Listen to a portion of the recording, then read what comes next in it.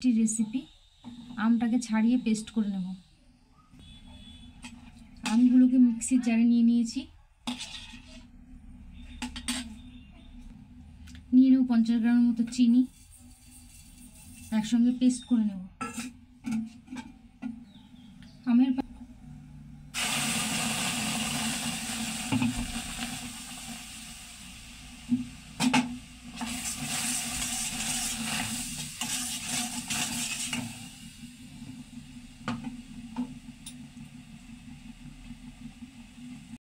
দিয়ে দেবো গুঁড়ো দুধ 50 গ্রামের মতো।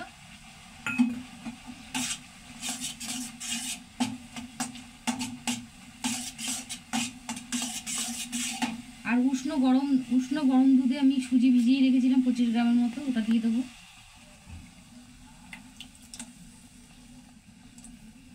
ভালো করে নেড়ে চেড়ে নেব।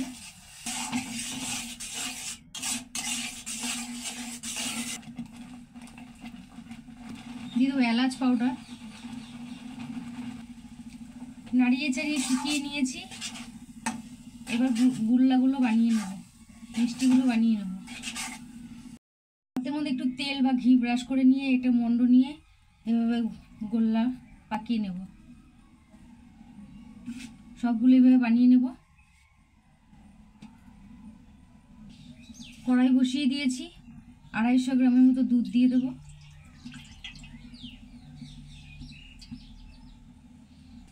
দুধটা গরম হয়ে গেলে দিয়ে দেবো গুঁড়ো দুধ, মিশিয়ে নেব। মিশিয়ে দেবো চিনি 50 গ্রাম। এবার মিষ্টিগুলোকে দিয়ে দেবো। একটা পাকা আমলে কতগুলো মিষ্টি তৈরি হয়ে গেল।